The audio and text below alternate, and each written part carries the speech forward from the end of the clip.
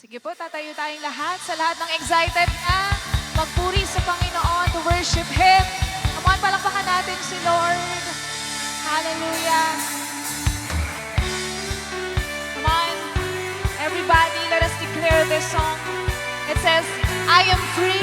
To those who believe na malaya ka na dahil sa Panginoon. Come on, simulan mo mag-celebrate and mag-rejoice. Samahan niyo po kami ng worship Him. To praise God and to thank Him sa kalayaan na na-experience po natin every day. Amen. Come on, church. Let us declare this. That through Him, through you the blind will see. Through you the mute will sing. Through you the dead will rise. Through you our hearts will praise. Darkness speaks. Through you my heart screams, I am free. Once again sing. Hey, hey. Through you the blind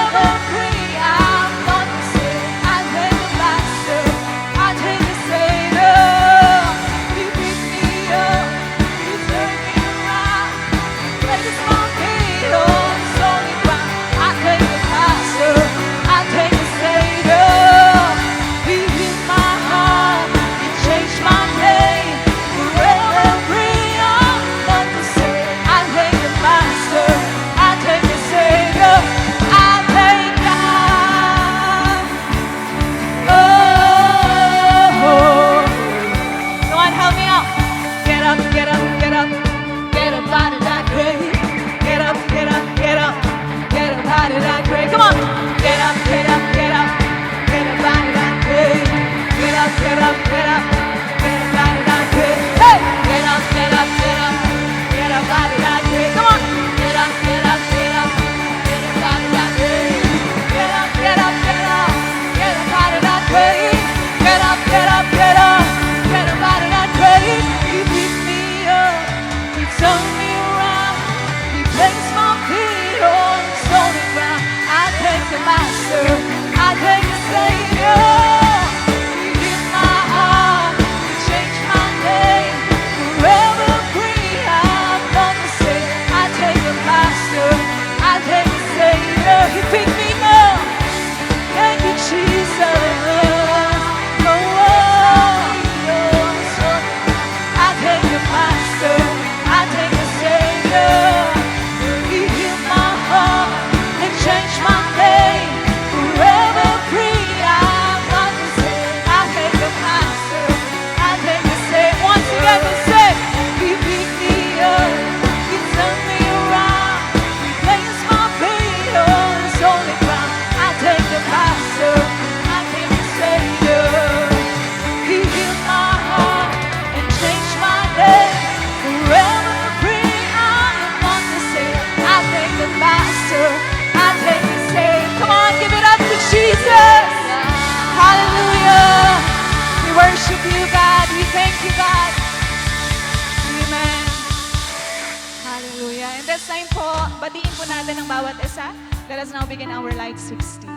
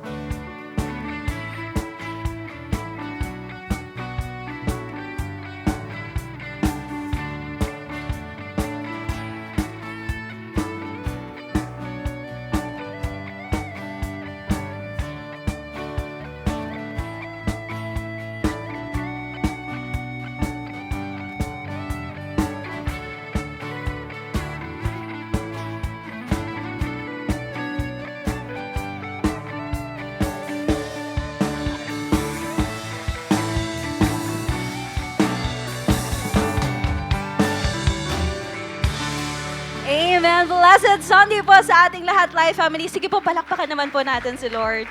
Amen. Ayan, muli po, happy first Sunday of the month of July sa ating lahat. But before anything else, can we take this moment po to look around us? Sige po, pwede po ba kayo lumingon sa inyong mga katabi?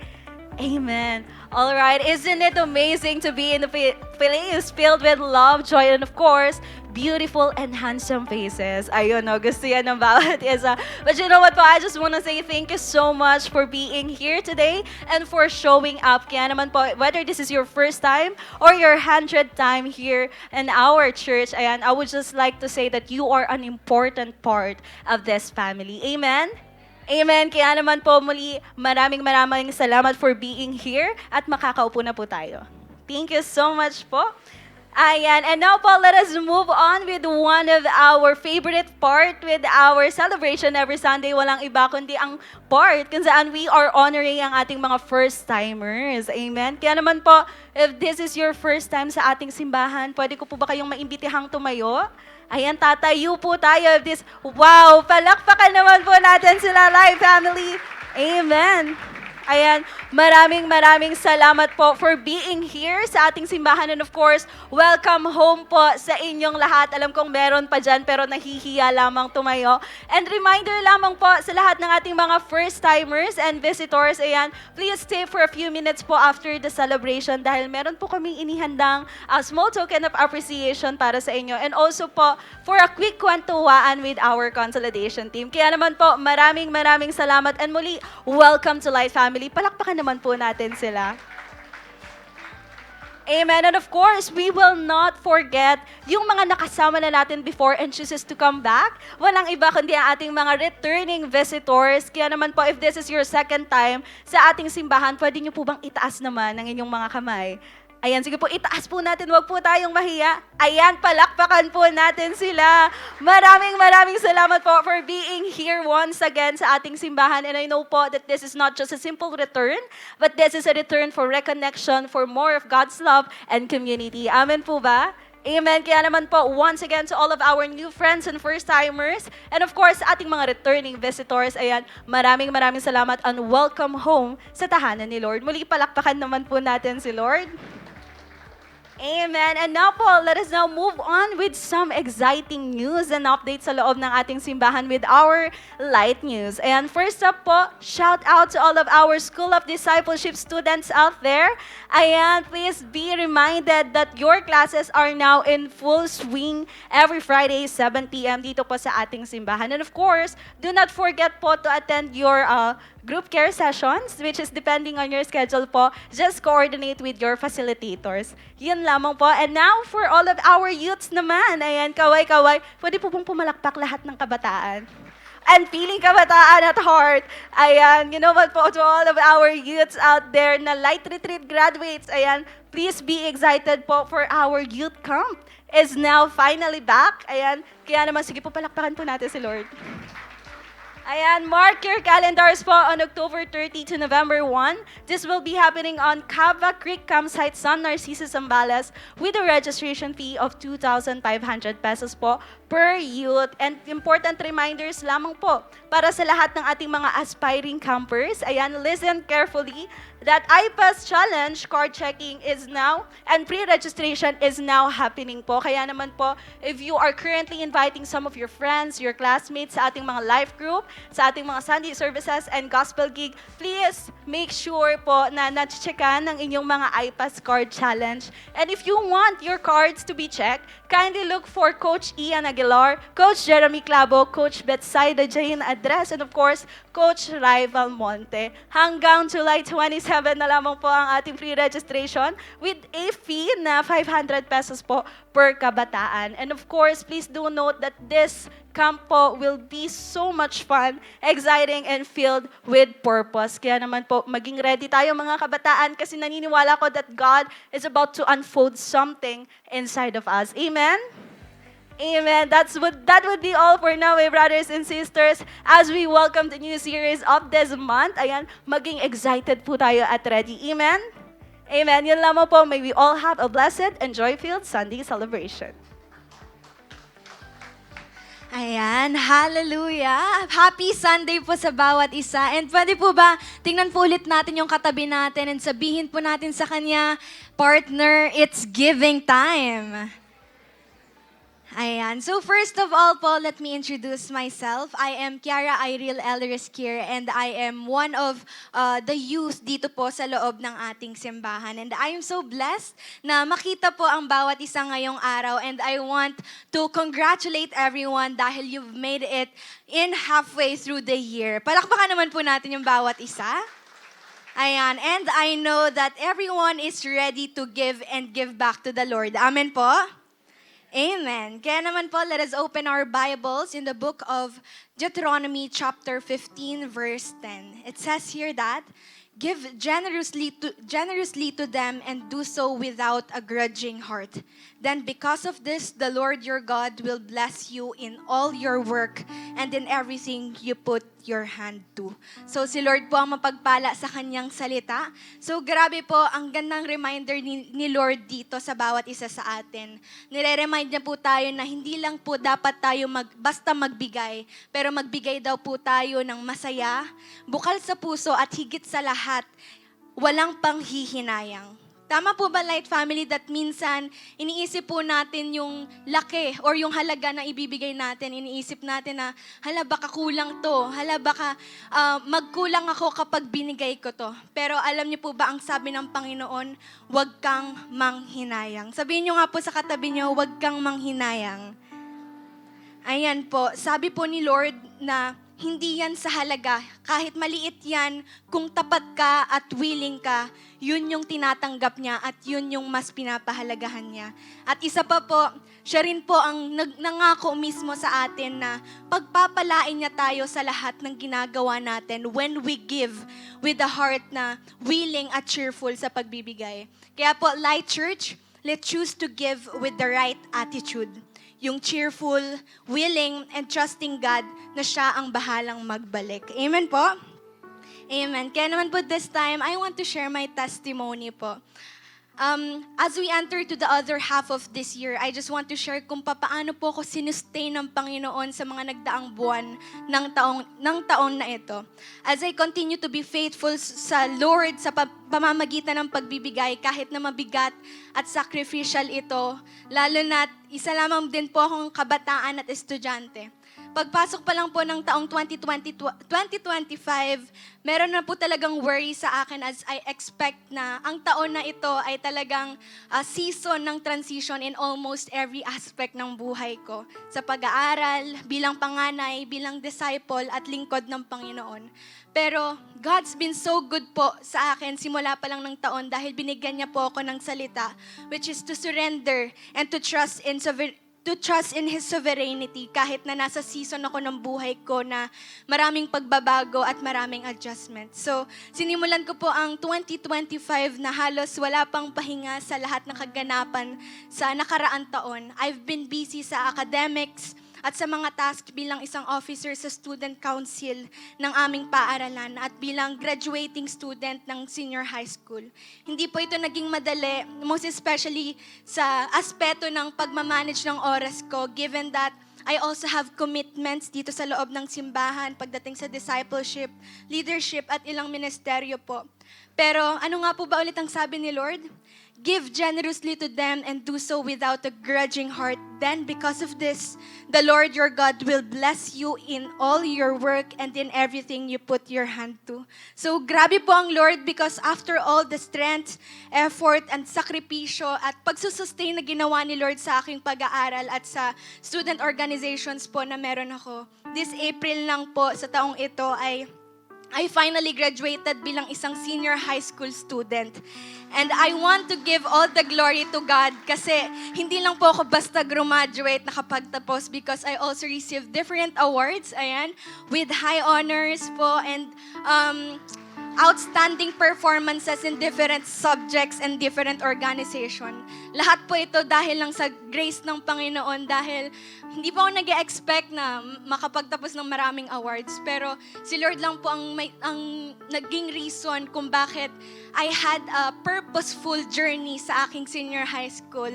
And hindi lang po ako basta nakapagtapos dahil nagawa ko po ito without me na napabayaan ang aking ministry dito sa loob ng simbahan. Nagawa ko po ito with me still being faithful sa aking giving, sa discipleship journey, sa paglilid ng mga kabataan, at sa mga iba't ibang ministeryo po na pinagkatiwala sa akin ng Panginoon. At ngayon po na currently bakasyon po, meron po ako almost 4 months na bakasyon dahil incoming college student. God is still faithful because sa pagkakataon pong ito, I finally have the time to rest and at the same time gawin ang mga bagay na hindi ko nagawa noong may pasok pa. Lalong-lalo na po ang magkaroon ng oras sa pamilya ko po at sa bahay po. This year lang din po, I finally had the chance na makasama lahat ng mga kapatid ko at ang mama ko po for the first time dito po sa loob ng simbahan. Ayan, glory to God po. And ayun po, praise God because He is also using this season na mas maging malapit sa mga kapatid ko habang may work po yung mama ko. Ako po yung tumutulong sa kanya na mag-asikaso sa mga kapatid ko. So, sobrang thankful po ako kay Lord dahil He never stopped to bless me sa lahat ng ginagawa ko and even po yung pamilya ko. And lastly po, as I enter my college life, isa po sa mga panalangin ko sa taong ito ang makapag-desisyon talaga kung ano po ang course ko and yung will ni Lord na tahakin ko. And praise God because yesterday lang po, I enlisted na po ako sa Gordon College and I finally had the course na I know for sure kahit na mahirap, I will still enjoy it and for sure magagamit po ako ni Lord at mag-glorify si Lord. So, marami po bang na-bless? Pwede mo palakpakan po natin si Lord? Ayan. So, makikita po natin dito that our attitude in giving matters to the Lord. Every time na magbabalik po tayo, ang tinitingnan ng Panginoon ay ang puso natin.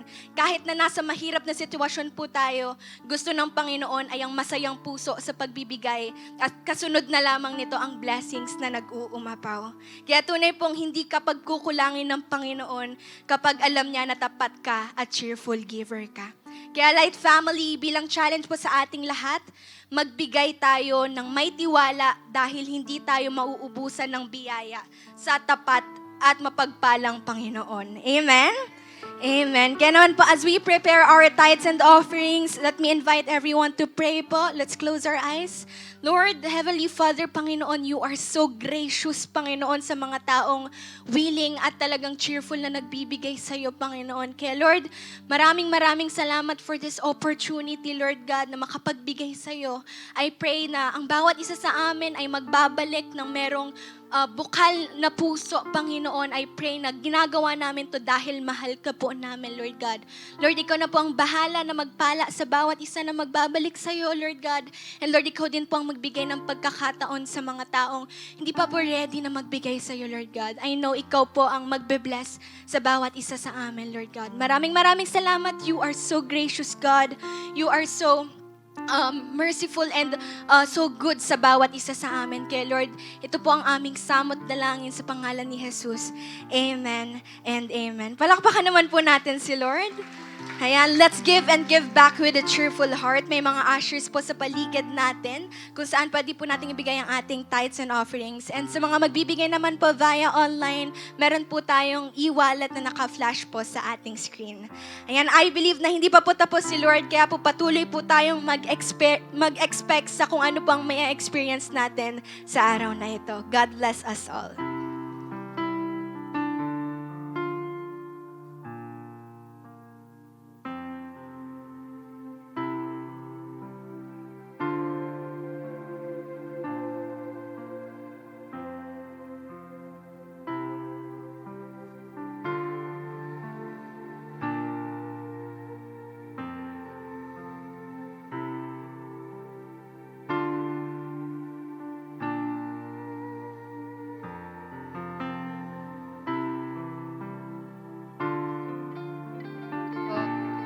Tatayo po tayong lahat and we will continue to worship God.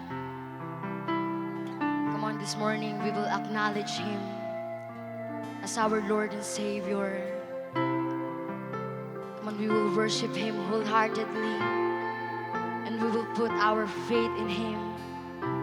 For God is powerful, that His name is powerful. Come on, just acknowledge His name. Maybe you're struggling right now.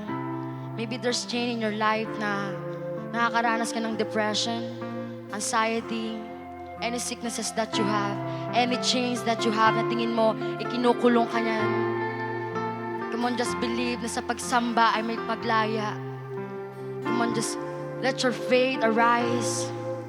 Come on, lift your faith to Him and just believe that, Lord, your name is powerful. Your name is powerful, God, that can break every chain, Lord. Come on, today we will raise up our hands and we will put our faith in Him that, Lord, every chain na meron ako, Panginoon, isi-surrender ko po to sa iyo, Lord. We surrender everything to you, God. For we believe, Lord, dakila ka, Panginoon. Walang kayang umabot ng kadakilaan mo, Lord. That's why we're here, Panginoon, to worship your holy name. Beautiful, powerful name, Jesus. Come on, just remember the name of Jesus. His name is powerful. His name is worthy. His name is great. Come on, just lift your faith and just believe na may kayang gawin ng Panginoon sa buhay mo. Come on, as you worship Him, come on, adore Him, adore His name. Adore His powerful name sa buhay mo. Come on, just remember how good He is. How powerful He is. Come on, raise up your hands as an act of worship. Come on, lift your faith to God.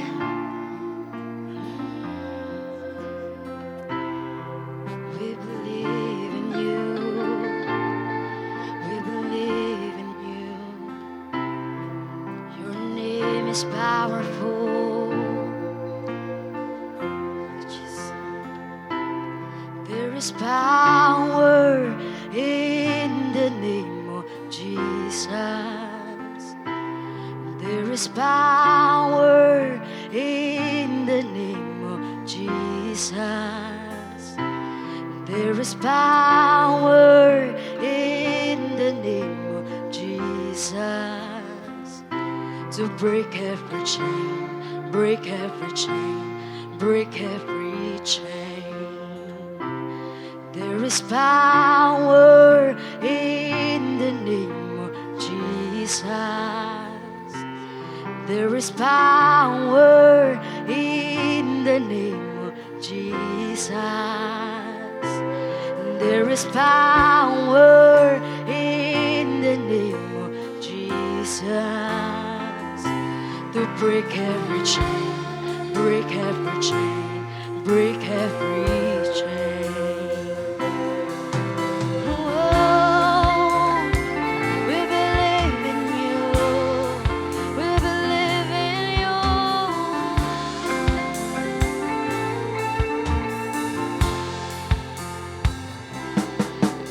Your sufficient sacrifice, so freely given, such a price, but our redemption, heaven's gift. So why we believe there is power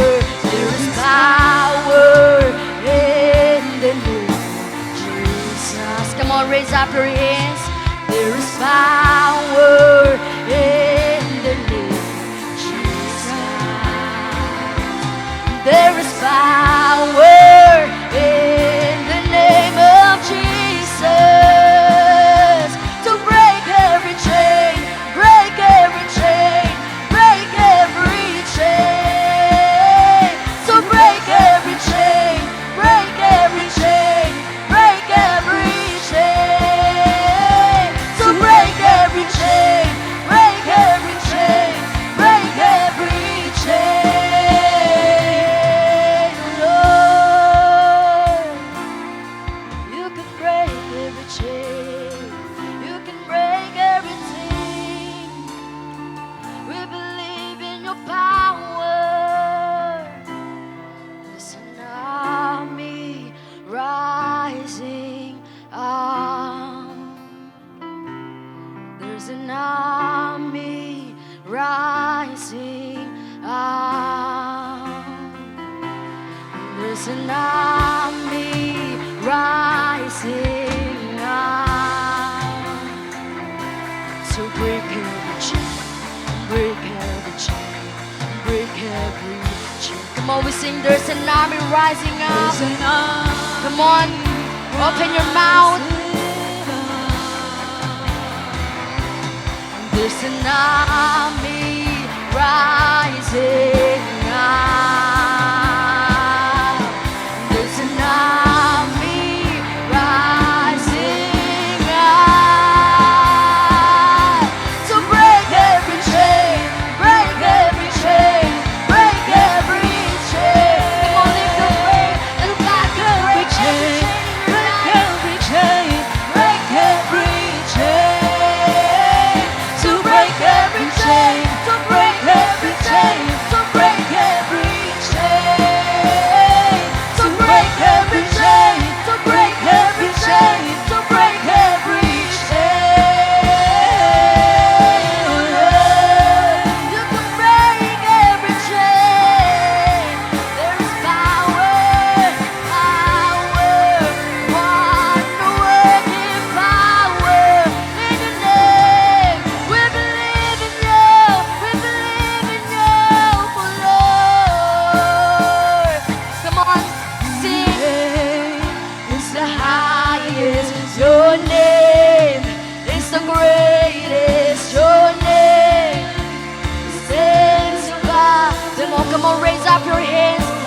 worship the King of Kings. Come on, all powers and all positions. Your name stands above them all. Jesus, your name. Come on, lift His name. For His name is the highest. For His name is the greatest. Stands above them all thrones and dominions. All thrones and dominions. All power and positions. Come on, sing and the angels cry. Sing holy to the Lord. Oh, creation cries. Oh, holy. You are lifted high. Holy, holy forever.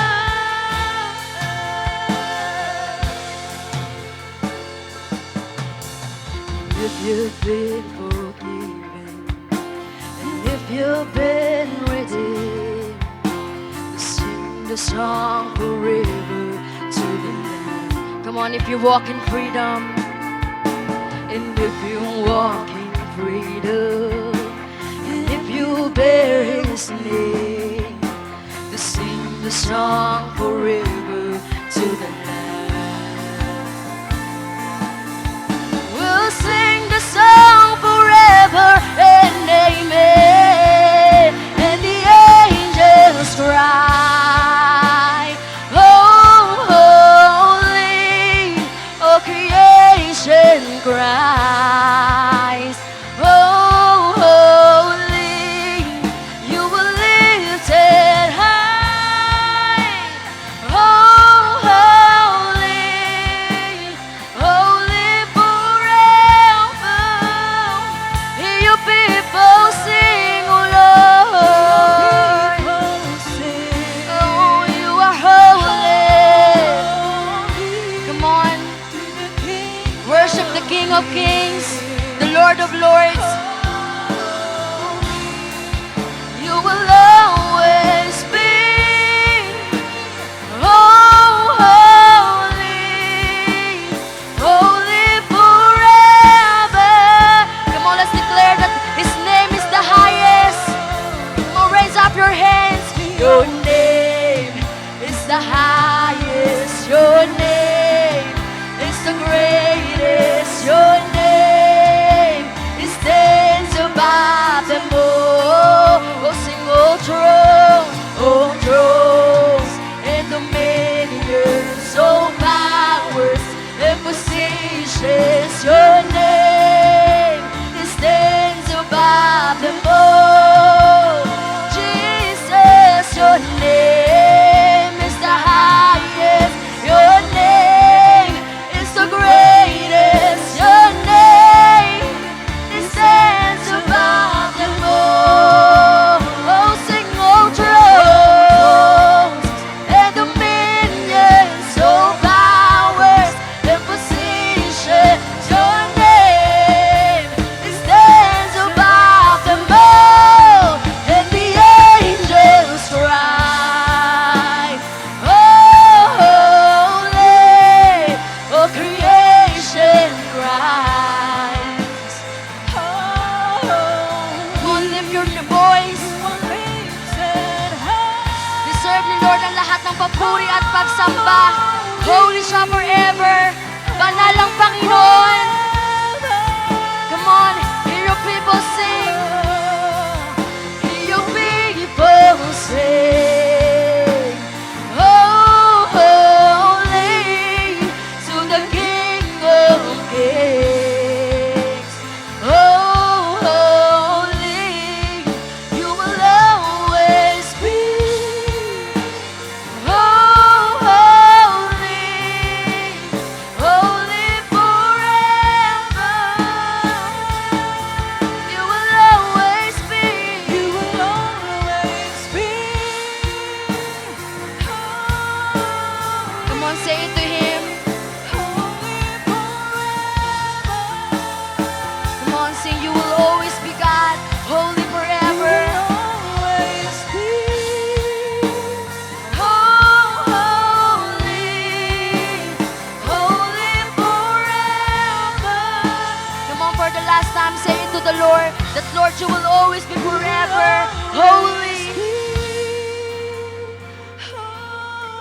will sing. Holy forever. Hallelujah. Come on, appreciate the presence of the Lord today. Come on, pasalamatan mo ngayon ang Panginoon, kapatid. Adore Him. Sing your praises to Him. Karoon ka ng personal na pagpupuri ngayon sa Panginoon. Hallelujah. God, we thank you for this opportunity na maawitan po namin kayo. Hindi po namin deserve na maranasan ng lahat ng ito. Hindi po namin deserve maranasan ng presence mo, O Diyos. Pero we thank you dahil sa grasya mo, sa pagmamahal mo, nandirito kami ngayon. At salamat, Panginoon, dahil ang bawat isa sa amin, possible may iba't ibang mga laban na nilabanan. May iba't ibang mga naranasan. Pero we thank you, Lord, sa pagkakataong makaranas kami ng kapahingahan sa iyong presensya. That is why, God, excited kami sa gagawin po ninyo sa araw po na ito. Have your way in us, Lord. Alam po namin na there's more na mararanasan po namin from you. God, maraming salamat, Lord. Ngayon pa lang, worship pa lang, empowered na po kami. We honor you, we glorify your name. This we pray in Jesus' name. Amen. Palakpakan po natin ang Panginoon. Hallelujah. Bago po tayo umupo, pwede bang sabihan mo yung katabi mo, masaya akong mag-worship kasama ka. Amen. Sige po, makakaupo po tayong lahat. Happy Sunday po sa ating lahat. Pwede po bang makitang masaya? Masaya ba talaga yung katabi mo ngayon? Okay? Hindi siya nagsasaya-sayahan lang. Amen? Pwede bang tignan mo yung katabi mo, yung maganda at pogi na katabi mo ngayon? Parang nangiwi na yung katabi mo. Okay. Happy Sunday po sa mga kasama ko po rito sa simbahan at syempre ganun din naman sa mga kasama po natin via online. Okay? So, siguro po may iba po sa atin, no, bago po pumunta rito, mga pagod, tama? Pagod siya sa mga nakalipas na araw, yung iba naman masaya, yung iba naman stress, okay? So, iba naman malungkot, or iba naman alam mo, may iba-iba tayong mga naranasan or naramdaman. Tama po ba? Amen? Okay. Pero I believe po na ang lahat pa rin, sa kabila ng lahat, excited sa gagawin ng Diyos sa Kanya ngayon. Amen? Palakpakan naman po natin muli ang Panginoon.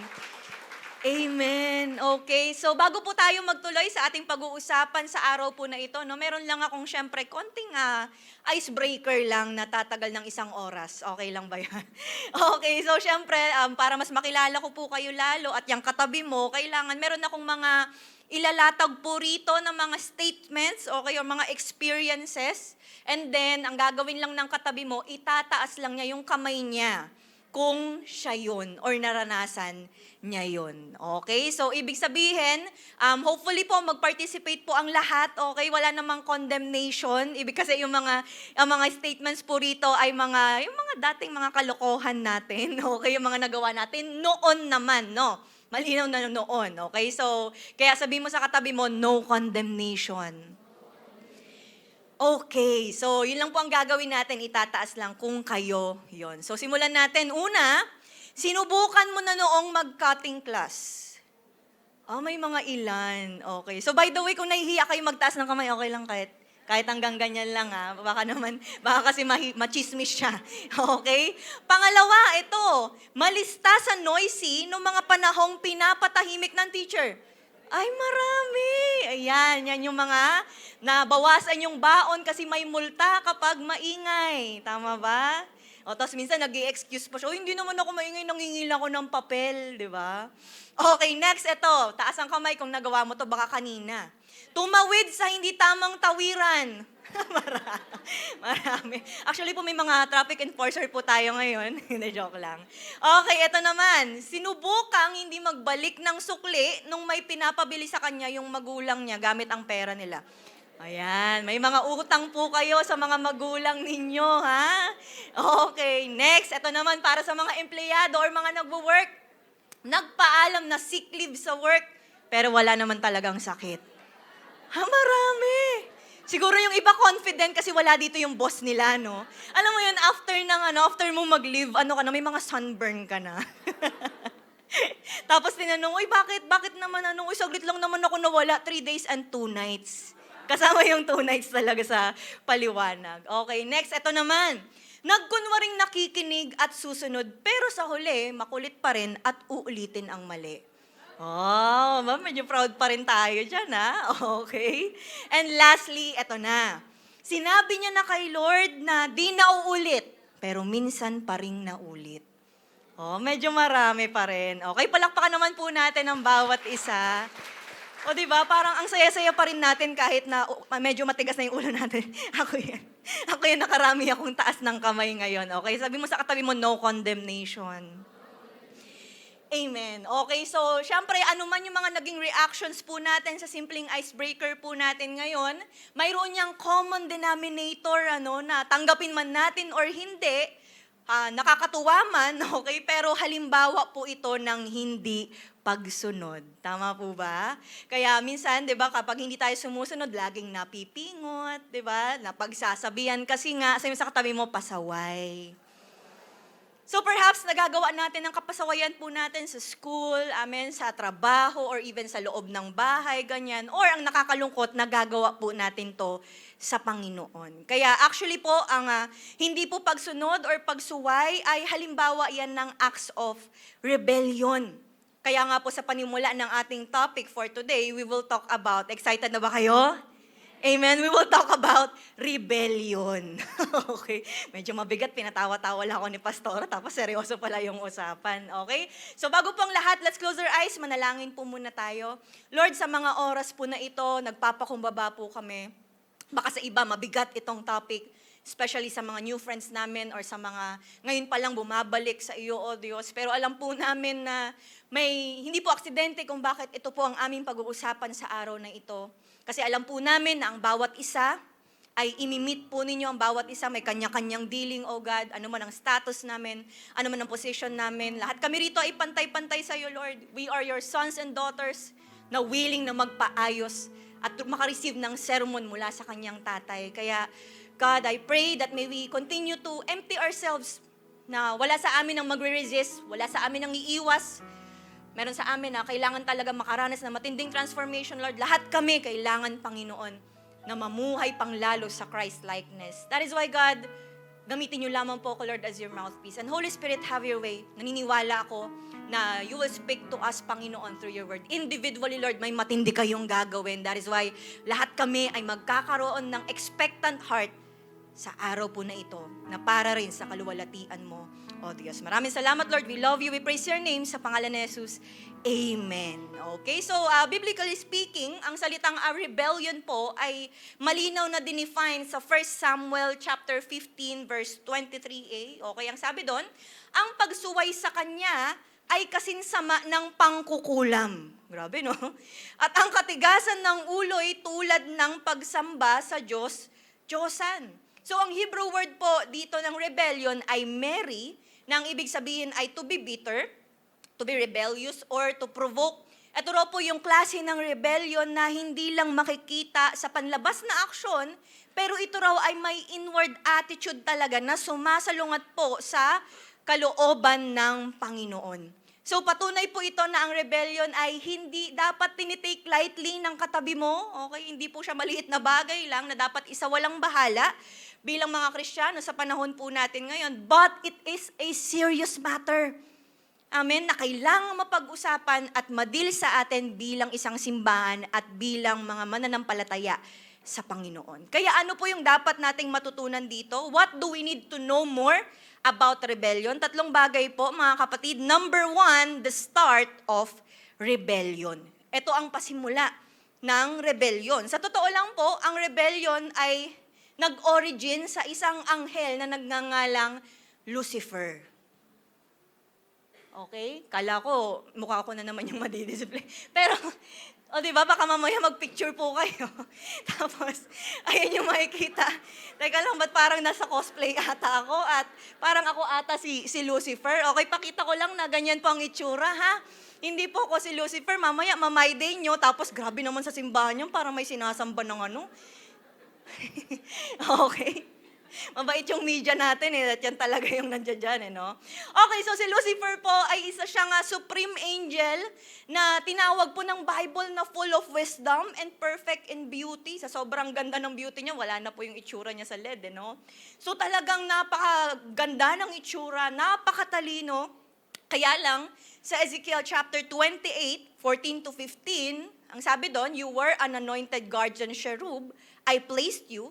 You were on the holy mountain of God. In the midst of the stones of fire, you walked. You were blameless in your ways from the day you were created, till unrighteousness was found in you. Okay, ibig sabihin, hanggang sa maisipan daw niya na gumawa ng masama. So napakaganda ng kanyang position bilang isang anghel, and yet nilamon siya ng sarili niyang pride. Sabihin nga po natin, pride. Kaya nga, Isaiah 13 to 14, ang sabi, hindi ba't sinabi mo sa iyong sarili, aakyat ako sa langit, at sa ibabaw ng mga bituin ng Diyos, ilalagay ko ang aking trono. Uupo ako sa ibabaw ng bundok na tagpuan ng mga Diyos sa malayong hilaga. 14, ang sabi doon, aakyat ako sa ibabaw ng mga ulap, papantayan ko ang kataas-taasan. Okay, nagkaroon po si Lucifer ng desire na mapantayan ang Diyos. Naku po, nakakatakot, di ba? So dahil po rito, ito ang naging judgment ng Diyos sa kanya sa Ezekiel 18, 16 to 17, pinakita dyan na talagang siya po ay nagkasala, okay? So dinestroy po siya dyan, okay? Tapos sabi sa verse 17, your heart was haughty because of your beauty, corrupted na yung kanyang wisdom by the reason of his splendor. Kaya ang sabi, I threw you to the ground. Pinatalsik po sa kalangitan si Lucifer. Okay? Siya po ang totoong hulog ng langit. Kaya kung meron pong pumuporma sa katabi mo at sinabing hulog ka ng langit, naku po, pakita mo sa kanya, hindi ako yun. Okay? Hindi akong hulog ng langit. Okay? So mula sa isang anghel na may mataas na posisyon, hanggang sa literal na binagsak ng Diyos mula sa langit, and worse, according sa Revelation 12:4, nag-influence pa po itong si Lucifer ng 1/3 ng angels na kasama rin niyang pinabagsak mula sa langit. Okay? At sino po si Lucifer na to? Siya ang kilala natin ngayon bilang si Satanas. Okay, so yun ang origin, yun po ang simula ng rebellion. Kaya lang baka sabihin ng katabi mo, ano ba yun, Pastor, nagsisimula pa lang tayo, usapang Satanas agad. Di ba? Pero mga kapatid ko sa Panginoon, napakahalaga po kasi na malaman natin kung saan or kung kanino nagmula ang rebellion dito sa mundong ito. Tanungin niyo po kung bakit. Kasi po, para maunawaan natin na ang mga kasamaan or ang rebellion sa mundong ito ay may pinagmulang impluensya. Kasi yung katotohanan about po sa rebellion po ni Satan at sa sangkademonyohan, yun yung patunay na may spiritual realm na dapat aware po tayo bilang mga Kristiyano. Kaya nga sabi ni Paul sa Ephesians 6:12, for we wrestle not against flesh and blood, but against principalities, powers, rulers of the darkness of this world, against spiritual wickedness in high places.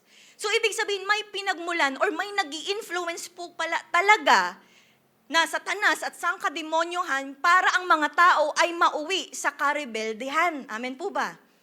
Amen. Kaya kailangan maintindihan po natin ito mga kapatid para dumating sa time, alam mo, may mga nawi-witness tayong rebellion, may nababalitaan tayo siguro baka sa loob ng bahay, okay, baka sa mga kaibigan, sa mga katrabaho, kaklase, or even mga nababalitaan natin sa social media na klase or acts ng rebellion, hindi parang, alam mo yun, magiging way yun para magpigil ka at hindi mo siya masuntok. Kasi hindi naman yun ang tunay na kalaban. Tama po ba? Baka mamaya sobrang asar mo, di ba talagang sinusgahan mo na yung buong pagkatao ng tao na yun. Pero sa totoo lang, ang true enemy po natin ay ang Satanas at ang sangkademonyohan. So ibig pong sabihin, hindi po tayo nandirito para makipaglaban in flesh. Okay, wala po sa atin maghahamon ng suntukan pagbaba po sa loob ng simbahan. Kundi maging violente po against sa masasamang tao. But we are here to fight in spirit sa pamamagitan ng pananalangin at pag-acknowledge ng kapangyarihan po ng Panginoon at kayang gawin ng Panginoon sa kanila. So kaya ito rin po yung magpaparealize sa atin na si Satan din yung nag-influence kina Eva at Adan. marami pang mga tao, at ang rebellion na to kumalat sa sangkatauhan by generation to generation. That is why po, no doubt, even yung mga ilan sa mga characters po sa Bible na nade-devotion ng katabi mo, ay kinakitaan din po ng rebellion sa Diyos. Kaya pangalawa, the sample of rebellion. Ngayon po, pag-usapan natin yung isa sa mga character sa Bible na ayon sa Bible scholars ay kinikilala bilang major example ng rebellion. At yun ay si Queen Jezebel. Okay, so kanina si Lucifer ang pinag-uusapan natin. Ngayon naman ay ang buhay ni Jezebel. Si Jezebel po, hindi po Jezabel. Magkaiba po yun, no? Okay, si Queen Jezebel, or Queen ng Israel po siya noon, okay? Siya noon ay isang Phoenician princess, anak po ni Etbaal na hari ng Tyre at Sidon. At yung lugar po kasi na pinagmulan nitong si Queen Jezebel ay napakaunlad talaga. At yung lugar nila ay kinikilala sa kanilang sea trading at unique na kultura. So the question is, kung siya po ay Phoenician princess, paano siya naging queen ng Israel? Nung panahon po kasi noon, ang pag-aasawa ay more on politics at sa pagbuo ng alyansa. Kumbaga, kaya mag-aasawa ay dahil para maging magkampihan yung dalawang nation, okay, maging partner sa isa't isa. Yun po ang ginawa ni King Ahab na hari ng Israel nung panahon na yun. Kaya ang naging queen niya ay si Queen Jezebel para maging magpartner yung makapangyarihan at maunlad na Tyre at ang bansang Israel. Okay, kaya lang hindi po siguro aware itong si King Ahab na hindi pala basta-basta yung napang-asawa niya. Why? Kasi una sa lahat, Queen Jezebel loves serving her god Baal. Isa pong pagano, itong si Queen Jezebel, hindi po siya sumasamba sa tunay na Diyos. So ginrab nitong si Queen Jezebel yung opportunity ng pagiging reyna niya para i-promote yung pagsamba kay Baal sa bansang Israel. Plus, nag-import pa siya ng 450 na mga propeta ni Baal mula sa lugar nila sa Phoenicia. 1 Kings 18:19b, sinabi dyan na 450 prophets of Baal and the 400 prophets of Asherah ang nandoon. Okay, so siya po ay passionate at devoted follower po ng kanyang Diyos. So ayaw niyang siya lang yung loyal pagdating po rito kay Baal, kaya gusto niya na pati buong Israel ay sumasamba rin sa Diyos niya.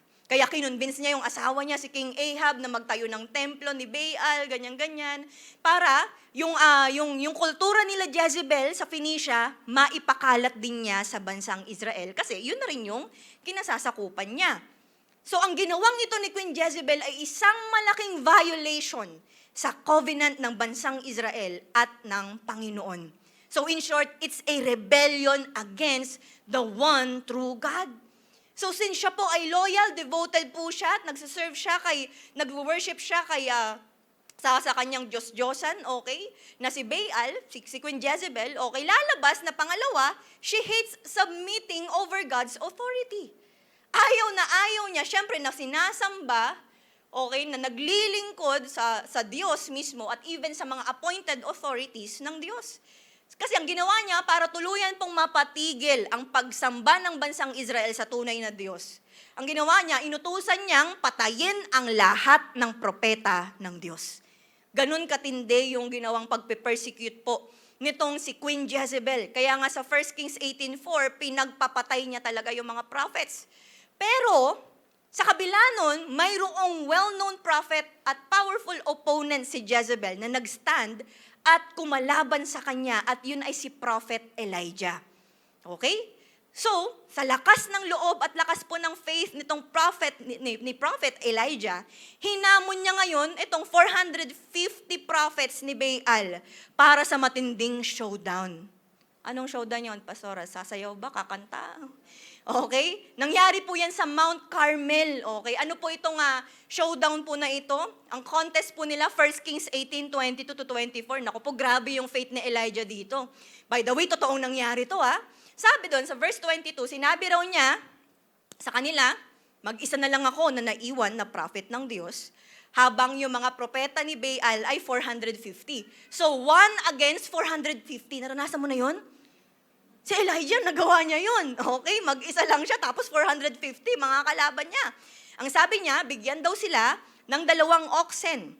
Tapos, tig-isa raw sila ng oxen, pero wag daw apuyan itong mga oxen na ito. Sabi pa niya doon sa verse 23, "And I will prepare the other ox and lay it on the wood," at hindi rin daw niya aapuyan. Kasi ang goal ay tawagin daw yung Diyos. Okay, sabi sa verse 24, "Then, you call on the name of your God," tatawagin nyo yung Diyos nyo na si Baal, "at ako naman, I will call on the name of the Lord." At kung sino yung Diyos na sasagot sa pagpapadala ng apoy, He is God. Grabing paghahamon, no? Parang na-empower yung katabi mong maghamon din paglabas niya rito. Sino mga sumasamba sa mga Diyos-Diyosan dyan? Maglabas kayo ng tilapia, yung galing sa freezer. Kung sino ang magpapabagsak ng apoy, yun ang totoong Diyos. Parang na-encourage yung katabi mo. Tapos sumagot itong 450 na to, ang sabi, "That's a good idea." Naku, yari na, challenge accepted po. Itong mga prophets ni Baal, kaya ang sumunod na nangyari, yun nga, sa Mount Carmel sila, itong 450 prophets na to, tinawag nila si Baal. Okay, alam nyo ba kung gaano katagal nila ginawa? Mula umaga hanggang gabi.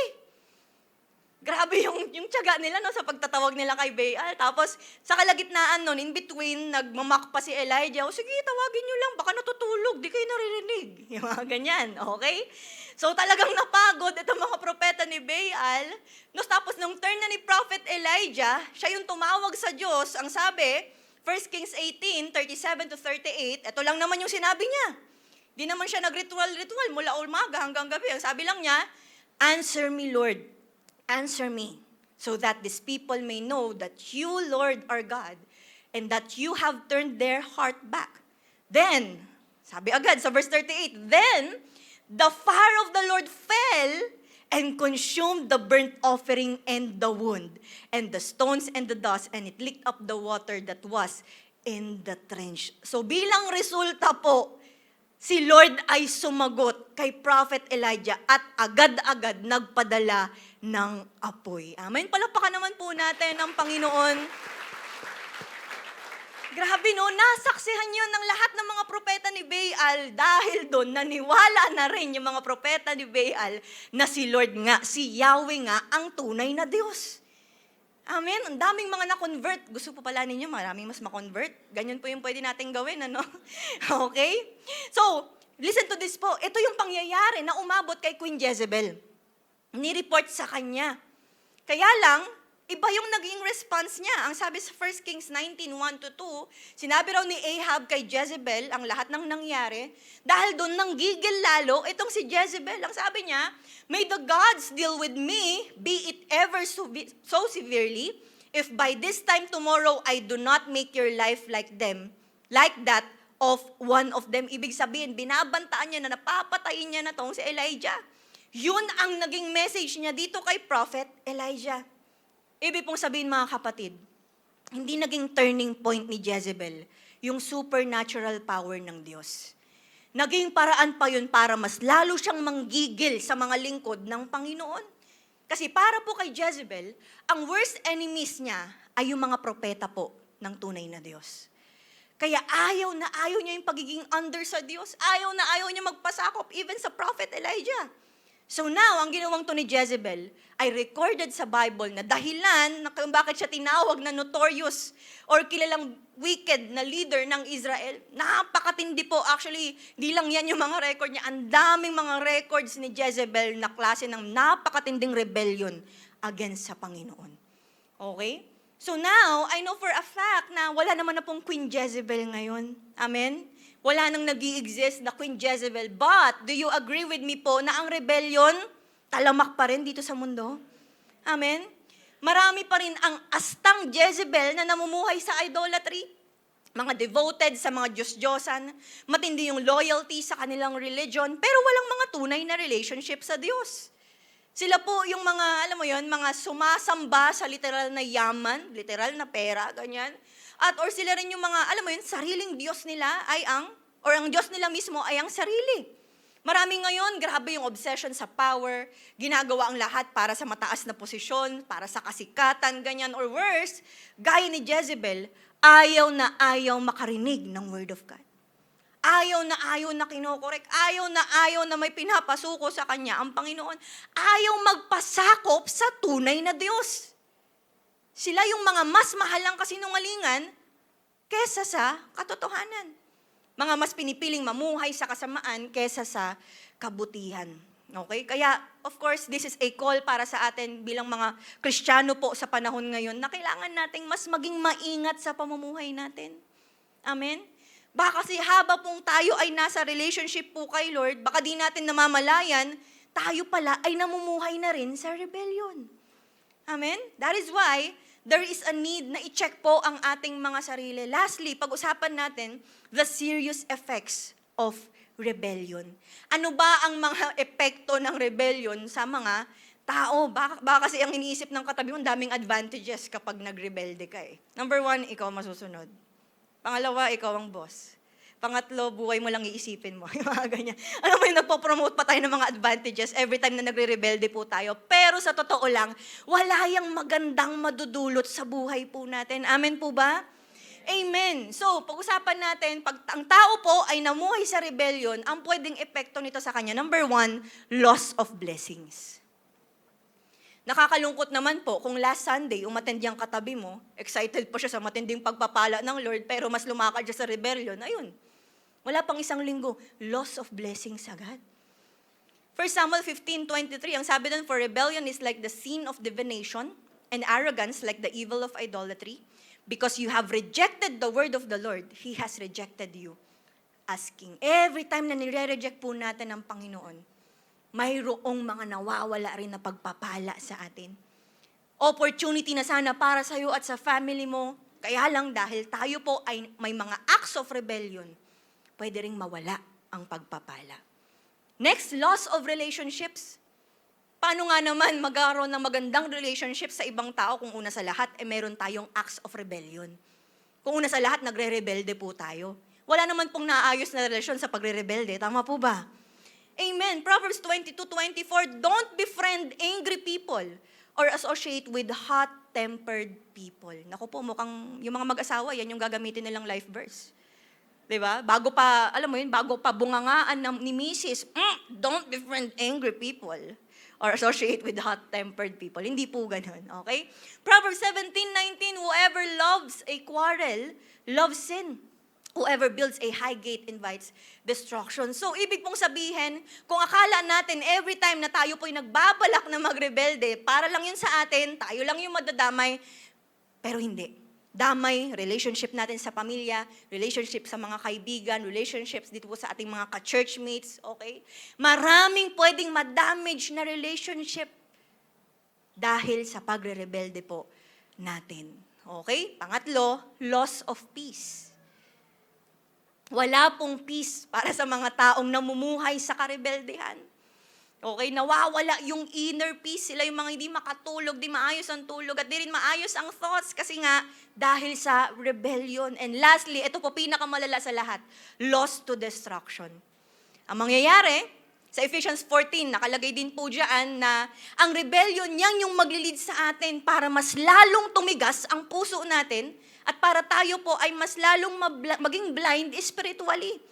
Okay, kaya ano man ang mangyari, kahit ano pa man yung preaching na naririnig mo, ano pa man yung mga naririnig mong mga topics, ganyan, pero kapag ang isang tao ay may acts of rebellion, darating sa time, titigas talaga ang puso niyan.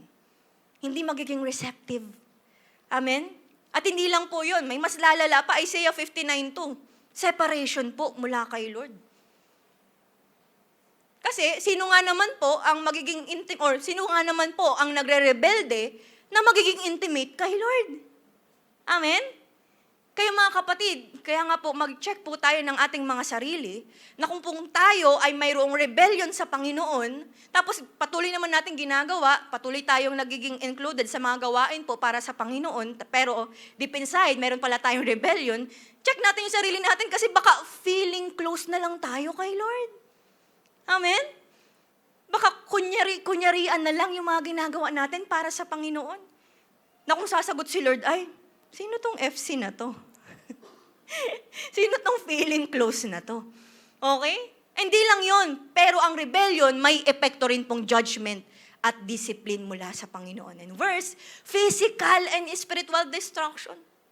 Nangyari yan sa Numbers 32 to 33, na kung saan nawala rin yung mga resources nila, nawala rin yung mga mahal sa buhay, ganyan. Alam mo yun, marami po talagang mawawala sa mga taong pipiliing mamuhay sa rebellion. Wala pong magandang maidudulot sa atin ang rebellion. Amen po ba? Sinisira ng rebellion ang ating identity bilang mga Kristiyano, tapos sinisira din ito yung relasyon natin sa kapwa, at sinisira din ito yung relationship natin sa Panginoon. So now, sino po rito, after niyang malaman ng lahat ng ito, sinasabi mong ayaw mong mamuhay sa rebellion? Amen? Ngayon, nalaman natin ang meron pong start ng rebellion, may sample, may story about yan. Isa sa mga stories, mayroong serious effects ng rebellion, at natutunan natin na delikado ang rebellion sa tao. Amen? Nakakatakot.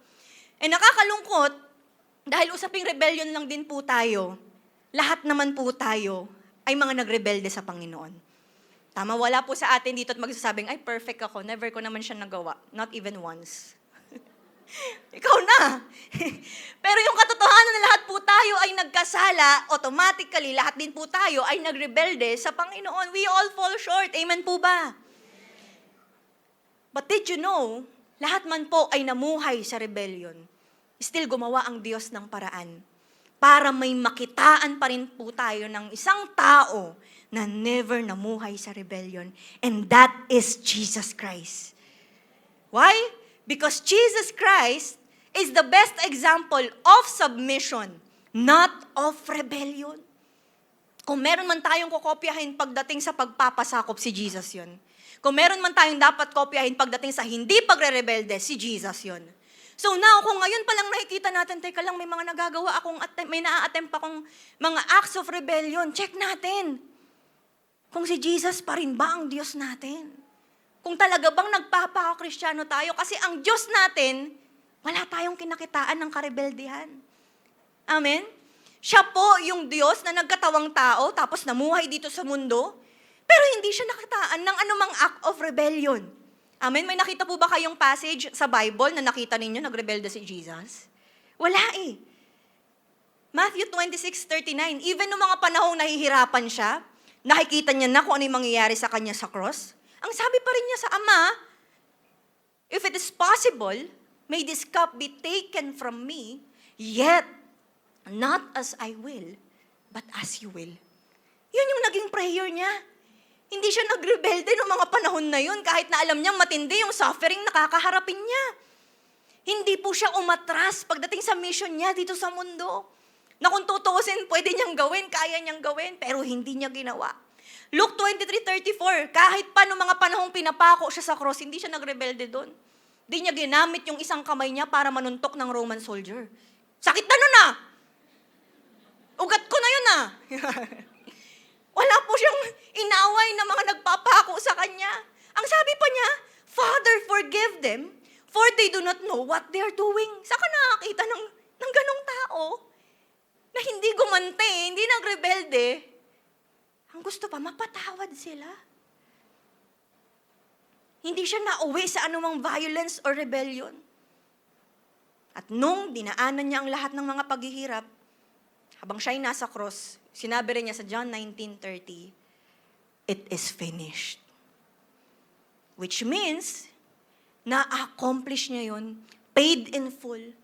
At si Jesus Christ ay kinakitaan ng lahat ng perfect submission sa kanyang Ama nang walang halong anumang rebellion. Hindi po siya nagpatawag ng anghel. Alam mo yon, yung ipapako na siya sa cross. Tawagin ko lang isa sa mga angels ko. B, ikaw na lang muna dito, B. Masakit to eh. Oo, saglit lang. Okay, thank you. Hindi siya nakumontak na mga pwedeng, alam mo yun, yung pwedeng mag-rescue sa kanya. Wala siya sinabi, isusumbong ko kayo sa tatay ko, ha? Hindi niya alam kung sino tatay ko. Alam mo yun, hindi siya nagiganti. Wala siya mga ganyan na kung tutusin, kaya niyang gawin ng lahat ng yun. Wala tayong makikitang isang hint ng rebellion. Puro submission sa Ama ang ginawa niya. Bakit niya yun ginawa? Sabi sa katabi mo, para sa'yo. Ginawa ng Panginoong Yesus yung hindi pagre-rebelde, kundi puro submission sa Ama para lang sa kaligtasan natin at para makalaya tayo mula sa rebellion. Kasi kasalanan ang naging dahilan kung bakit namuhay po tayo sa rebellion. Kaya sa cross, doon niya pinanalo yung kalayaan natin mula sa tanikalan ng kaaway at pagkakaalipin sa kasalanan at karebeldehan. That is why, mga kapatid, kung ganito katindi yung ginawa ni Jesus Christ para sa'yo, hindi siya nagrebelde, maligtas ka lang, bakit pa tayo mag-a-attempt na bumalik sa karebeldehan? Amen? Siya nga hindi siya nagrebelde, maligtas ka lang. Pero baka, some of us, maliit na bagay lang ang pagre-rebelde para sa'yo. Para sa'yo, okay lang nasaktan si Lord. Para sa'yo, okay lang na magtampo kay Lord. Para sa'yo, okay lang na bitawan yung relasyon kay Lord. Para sa'yo, okay lang na hindi sumunod sa mga leaders mo. Para sa'yo, okay lang na mabastos si Lord. Para sa'yo, baka maliit lang ang rebellion. Pero kay Lord, hindi. Malaking bagay. Kinamatay niya yun sa cross. Mapalaya ka lang sa rebellion. Ganun kabigat ang rebellion na dapat hindi po natin sinasapamuhay ngayon bilang mga Kristiyano. Ganun po tayo kamahal ng Lord. Para hindi na natin lakaran pa ang rebellion. Kasi una sa lahat, dyan ka na pinalaya ng Panginoon. That is why, bilang application po sa ating mga kapatid, say no to rebellion, say yes to submission. Ito yung panahon po, mga kapatid, na mas lalo nating seryosohin yung commitment natin sa pagpapatuloy natin kay Lord. Pag sinabing say no to rebellion, hindi na tayo babalik sa dati nating buhay. Kahit na paulit-ulit mo itong naririnig sa mga pastors, sa mga preachers, okay, wag nang babalik sa dating buhay. Kaya lang may mga times, parang natutukso tayo. May mga times parang, alam mo yun, sumusundot-sundot tayo ng pagko-compromise, ganyan. Pero ngayon, dahil mabigat yung rebellion, matindi yung ginawang sacrifice ni Jesus Christ, mapalaya tayo rito, hindi na talaga tayo magre-rebelde. Gagawin natin yung best natin, huwag magrebelde sa Panginoon. Hindi lang natin, wag na nating balikan yung dating matigas na puso at even yung matigas na ulo natin. Kaya mga kapatid, tama na po yung pagpapairal natin ng anumang galit kay Lord, anumang hinanakit or tampo or bitterness kay Lord, or even selfishness po natin. Dahil yun yung magpapalayo sa relationship po natin kay Lord. Kaya tandaan, submission to God is the antidote to rebellion. Kung alam mo sa sarili mo, di man alam ng katabi mo, wala mang nakakaalam, pero meron tayong mga naiisip na rebellion, pag disobey kay Lord, may mga resistance tayo sa mga commands ng Diyos sa atin. May mga bagay na pumapalag po tayo every time na kinokorek tayo ng Diyos. Ang sagot po dyan, ang gamot po dyan, submission sa Panginoon.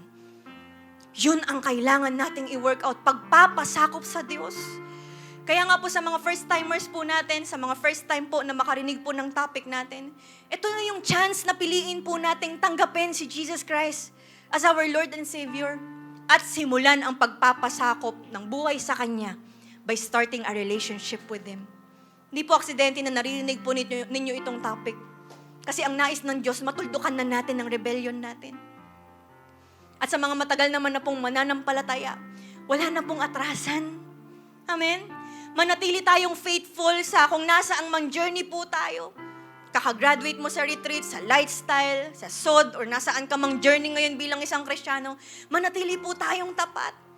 Magpakorek po tayo, lagi na magpakorek, kahit na may mga times medyo pumapalag tayo, may mga times sasaktan tayo, pero okay lang tanggapin natin yun, i-work out natin yun. Imbes na mag-resist, okay? Kasi ang nais ng Diyos sa atin, mapaayos ang buhay natin.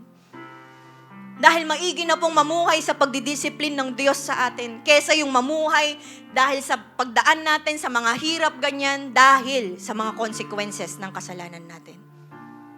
Kaya nga po, sa mga kapwa kong mentor and leader, nawa po, hindi rin naman po tayo excuse sa mga inaayos ng Diyos sa buhay po natin. Ano man yung mga bagay na yon, magpasakop po tayo. Hindi po natin titignan na, pag-usapang correction, ay pag-usapang mga rebellion, hindi na ako yan, leader na ako eh. Lahat po tayo rito, may mga tendency pa rin na mag-disobey kay Lord. May tendency pa rin na magmatigas sa nais ng Diyos sa buhay natin. Pero nawa, ma-workout natin ang submission sa Panginoon. And sa ating lahat po, this is a call for us to obey and to submit sa mga appointed authority po ng Diyos sa atin. To obey our pastors and leaders dahil sila po ay accountable sa Diyos dahil sa pag-aalaga po nila sa atin. So we should honor and respect them. Nawa, hindi po tayo kagaya ni Jezebel na, alam mo yun, literal na pumapatay ng mga lingkod po ng Diyos. Kaya lang, hindi naman natin yung ginagawa. Kaya lang, baka dumating sa time, sobrang galit mo sa mentor mo, sobrang sama ng loob mo sa pastor mo, ay pinapatay mo na siya sa isip mo. Diba? But we should honor God's servants. We should obey them. Lalo na, biblically speaking, may mga ginagawa po sa atin ng mga leaders, tinuturuan tayo para mas lalong mapalapit sa Panginoon. Sino po rito maraming inaayos sa Kanya si Lord? Amen. Mga kapatid, naniniwala po ako ng sino mang magsisimulang mamuhay ng may submission sa Diyos, ng walang halong rebellion, siya yung tunay na makakaranas ng kalayaan. Amen? Kalayaan mula sa pag-aalipin ng kasalanan, sa talikalan ng kaaway. That is why, sa simula po ng buwan ng July, I know, matinding pagpapalaya ang gagawin ng Diyos sa buhay natin. Amen? That is why po, our series is entitled, Freed. Palakpakan po natin ang Panginoon. Makakaranas ng matinding kalayaan yung mga anak ng Diyos na matagal nang ninanais na mapalaya, na makalaya. Kaya sinimulan po natin yung topic natin ngayon sa title na Freed from Rebellion. Amen. Palakpakan po natin ang Diyos. Sino po rito ready ka na magpaayos sa Panginoon? Amen. Tatayo po tayong lahat. Can we close our eyes sa mga oras na to? I believe kanina pa may ginagawa sa iyo ang Panginoon. Kanina pa may dinidil sa iyo ang Diyos. I don't know what that is. Pero tandaan mo kapatid, na ang impyerno ay kung saan hindi yan para sa atin actually. Biblically speaking, ginawa ng Diyos ang impyerno bilang kaparusahan sa mga rebeldeng kagaya ni Satanas at ng sangkademonyohan. Pero hindi yan para sa iyo kapatid. That is why gumawa ng paraan ng Diyos para hindi natin tumaranasan ang maranasan ng dagat-dagatang apoy. He made the way through Jesus Christ to save you from rebellion, to give you salvation at makapiling ang Diyos sa eternal life. That is why mga kapatid, matindi ang pagmamahal sa iyo ng Diyos. Tandaan mo yan. Kung meron sa atin dito, baliwala lang sa iyo ang pagre-rebelde. Kung meron sa atin dito, baliwala lang sa iyo ang pagdidisobey kay Lord na parang wala lang siya sa iyo, wala lang na sa iyo nasaktan ng Panginoon, wala lang sa iyo na magmatigas sa Kanya. Pero sa Panginoon, malaking bagay ang pagligligtas niya sa iyo, kapatid. Malaking bagay ang ginawa niya sa iyo sa cross. Mapalaya ka lang sa rebellion. That is why I pray sa mga oras na to, kapatid, na wala na sa ating room sa pagmamatigas. Wala na sa ating room sa pagiging ma-pride, sa pagiging mayabang sa harap ng Diyos. But every one of us here will humble themselves to the Lord. Every one of us here ay mas lalong magpapakumbaba sa Panginoon, mag-aas ng rescue, especially if you know to yourself na meron kang mga acts of rebellion at ang nais mo ay mapalaya mula dito. That is why, mga kapatid, desire na magpasakop sa Panginoon. Ito yung time for us na isuko na ang rebellion. Come on, kapatid. Naniniwala ako na kung papaanong ang Diyos nagawa tayong iligtas mula sa impyerno para lang makalaya mula sa rebellion, how much more itong mga nagiging struggles natin, how much more itong mga nagiging acts of rebellion natin, kayang-kaya tayong ma-rescue ng Panginoon mula dito. Kayang-kaya Kanyang mapalaya sa bagay na ito, sa nag-i-influence na ito sa'yo. That is why kanya-kanya tayong pagpapaayos ngayon sa Panginoon, kapatid. Remember that there is power in the name of Jesus. Kaya this time, wala ka nang ititira, kapatid. Alam mo sa sarili mo na may mga nagawa tayo, naisip, Merong mga nangyayari sa buhay natin na nagpakita ng karebeldehan sa Panginoon. But right now, if you wanted na mapalaya mula rito, hayaan mong kumilos kayo ng Diyos sa buhay mo. Surrender everything to Him right now. Pwede mong isigaw ngayon ang pangalan ng Diyos just for you to show Him kung gaano ka ka-dedicated na mapalaya. You can call upon His name at sabi mo, Lord, gusto kong mapalaya sa rebellion. Lord, gusto kong mapalaya sa disobedience kong to. Lord, gusto kong mapalaya at gawin kang nag-iisang Diyos ng buhay ko. Lord, I wanted to be rescued. Iligtas mo ako. Palayain mo ako. Hallelujah. Come on, kapatid. Magpa-minister ka ngayon sa Panginoon right now. I rebuke any spirit of rebellion in Jesus' name. I rebuke the spirit of pride in Jesus' name. I rebuke any spirit of callousness, katigasan ng puso, arrogance. I rebuke it in Jesus' name. I declare freedom from rebellion in Jesus' name. Come on, come on. Huwag ka nang mag-resist, kapatid. May ginagawa ngayon ng Diyos sa buhay mo. Come on. Continue to be ministered by the Holy Spirit right now. Yes, Lord! Maniwala ka sa kapangyarihan ngayon ng Diyos. Hallelujah!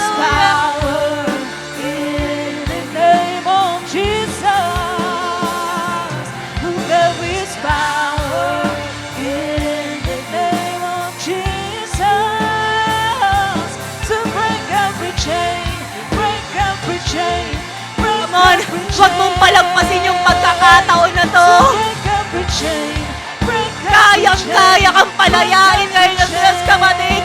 Believe in Him. Have faith in Him.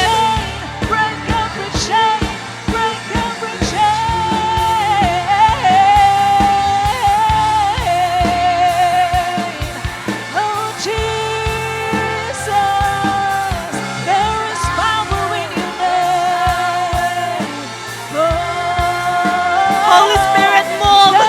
Holy Spirit, have your way. May ginagawa po kayo sa buhay ng bawat isa. We trust in you.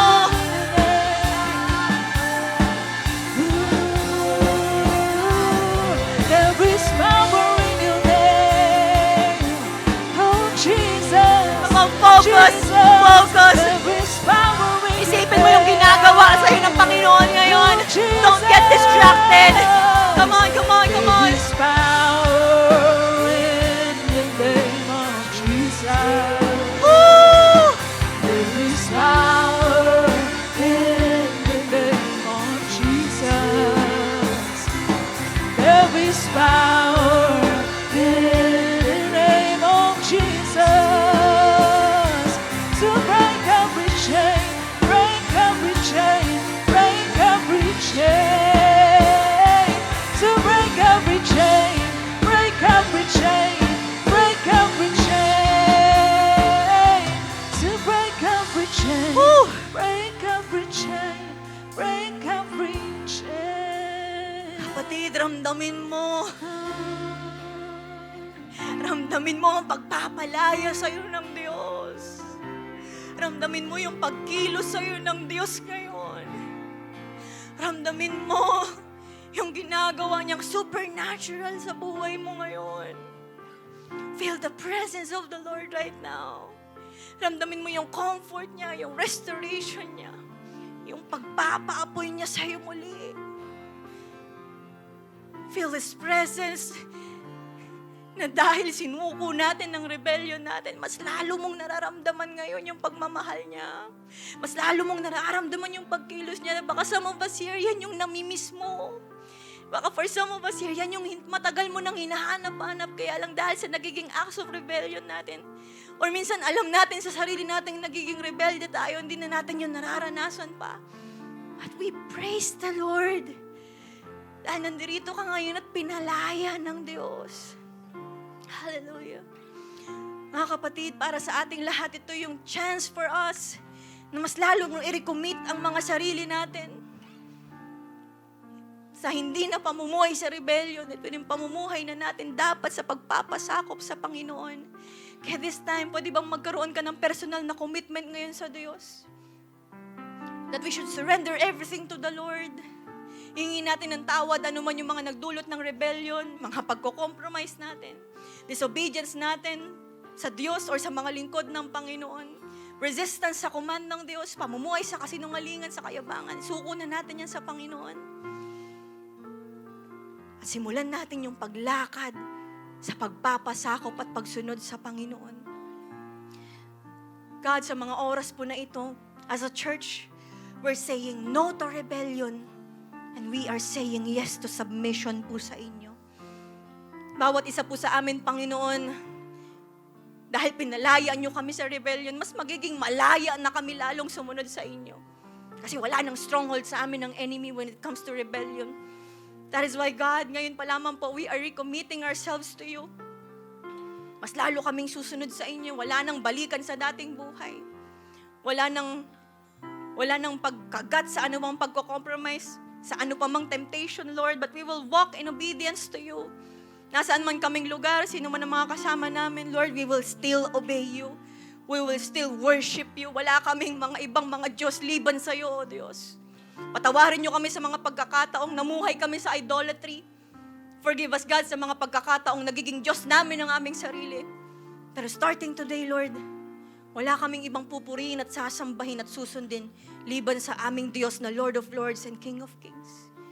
Wala na kaming room for pride, wala na kaming room for rebellion. Ang meron kami ay submission na tanging ang Panginoong Yesus din ang magsisilbi sa aming best example na if we want to continue our journey sa pagiging Kristiyano at pagiging mga disciples, Lord, kokopyahin namin ang Panginoong Yesus. We will live like Him. We will submit to Him, to you, kung papaanong siya rin ay nagpasakop po sa inyo. And excited kami, Lord, sa gagawin po ninyo sa bawat anak ninyong pinipiling magpasakop ngayon sa inyo. Hallelujah. At para po sa mga first-timers natin ngayon, na realize na ang hirap palang mamuhay sa rebellion. Ang hirap nang namumuhay para sa sarili. Ang hirap na maging alipin ng kasalanan. At ang nais mo ngayon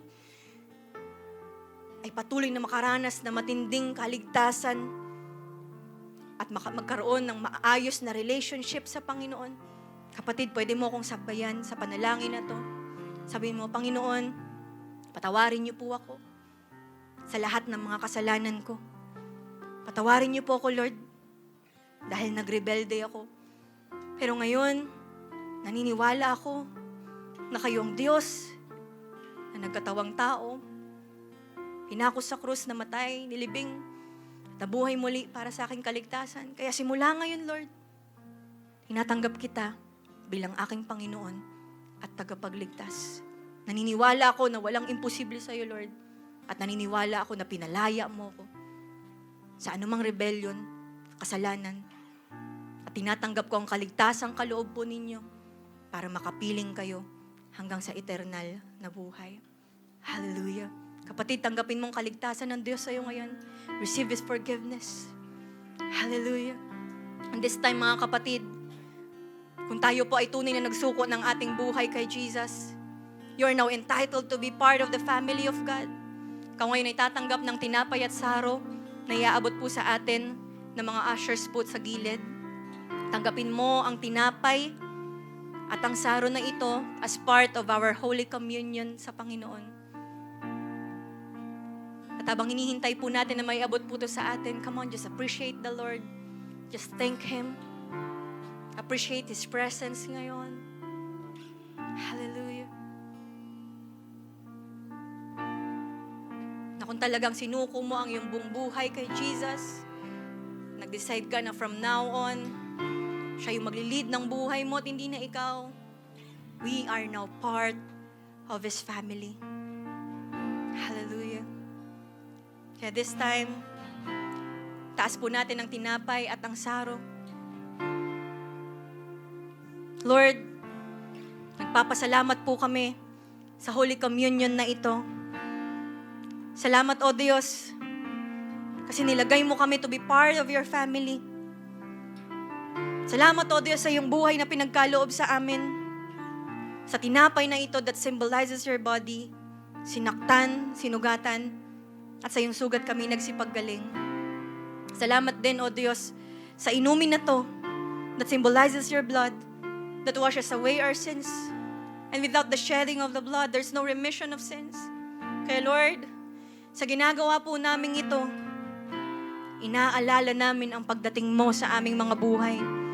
Inako mo ang lahat ng aming mga kasalanan sa cross. Ikaw ay namatay, nilibing na buhay, muli umakyat sa langit, at muling babalik para kami ay sunduin. Salamat, O Diyos. We do this in remembrance of you. Bless the cup, bless the bread, in Jesus' name. Amen. Kainin po natin ang tinapay.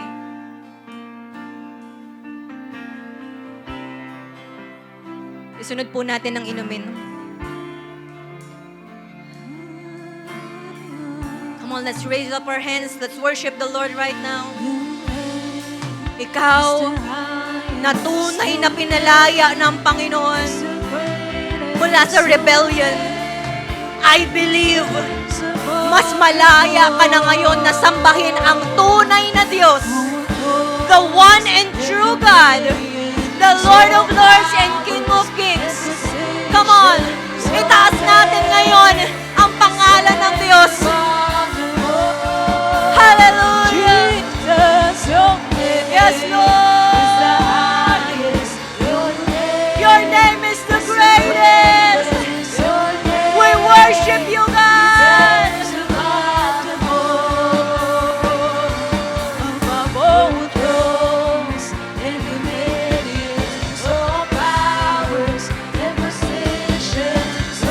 Ikaw nang nagpapasakop sa Panginoon.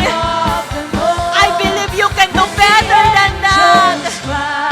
You can shout His name. Hallelujah.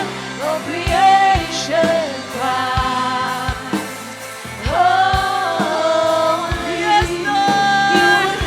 Come on, let's fill this place ng pagsamba sa Kanya. Come on, Light Church.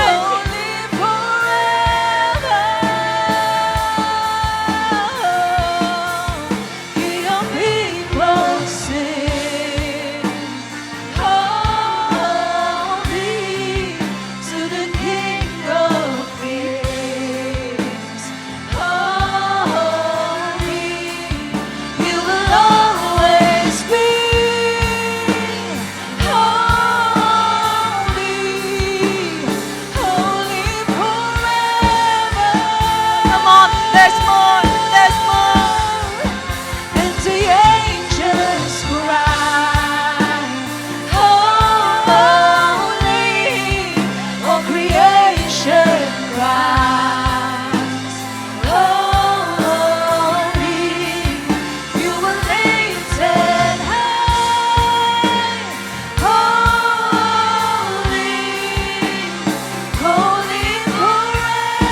Come on, for the last time, just the church, sing with all your heart. Parinig natin sa Panginoon.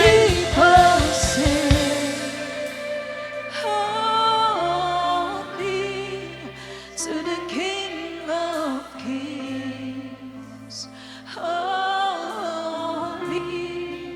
you will always be holy,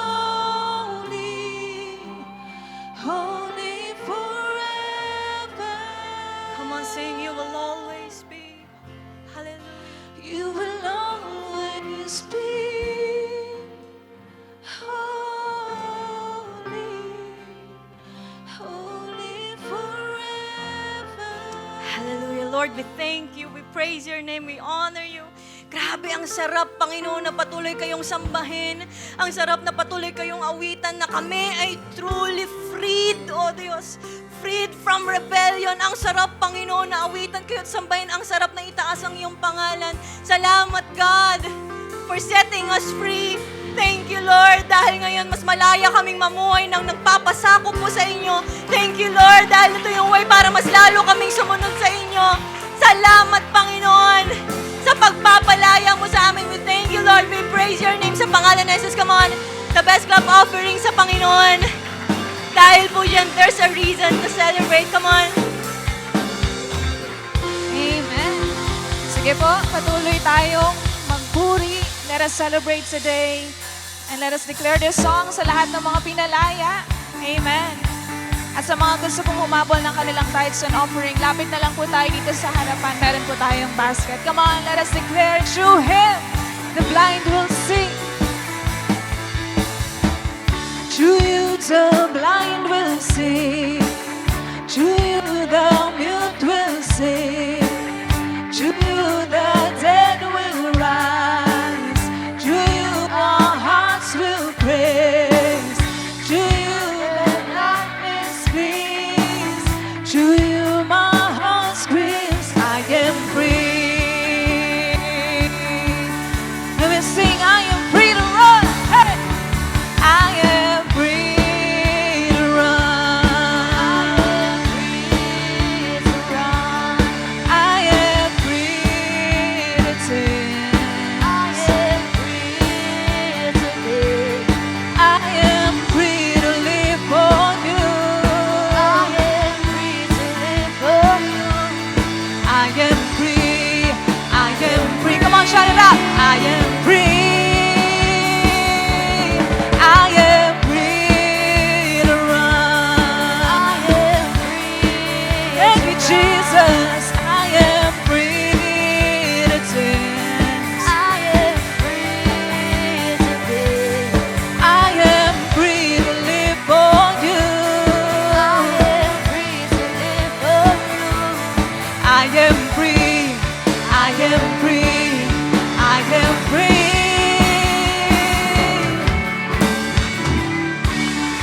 Amen. Sige po, the best na palakpak po muli sa Panginoon. Hallelujah. Sige po, taas po natin ang ating mga kamay. Pasalamatan natin si Lord God. We thank you. We appreciate you. Salamat, Panginoon, sa matinding ginawa po ninyo sa amin. Sa bawat isa, we thank you, God, for forgiving us, for restoring us, and for setting us free. Salamat, Panginoon, sa pagkokorek at pag-aayos nyo sa amin. At dahil dito, excited kami, Panginoon, na bumalik sa aming mga tahanan, sa aming community, na mayroong matinding pagpapasakop at pagsunod po sa inyo. God, may you continue to bless ang mga anak mo pong ito, sila at ang kanilang pamilya na nire-represent, O Diyos. You know their needs. Alam niyo po yung mga iniiyak nila sa panalangin. I pray that may you provide all those things, Panginoon, in accordance sa kalooban mo, in accordance sa perfect timing mo, O Diyos. And God, I pray na patuloy din kaming maging daluyan ng pagpapala ninyo sa iba pang mga tao. By next Sunday, hindi kami papayag na kami lang, sasama namin ang aming mga family and friends para sila rin ay makaranas ng kalayaan dahil po sa inyo, O Diyos. So now receive the blessing of the Lord. May the Lord bless you. May the Lord keep you. May His face shine upon you and be gracious to you. May the Lord turn His face towards you and give you peace in the name of the Father and of the Son and of the Holy Spirit. And all God's people say, Amen and Amen. God bless us po. Ingat po tayo sa pag-uwi.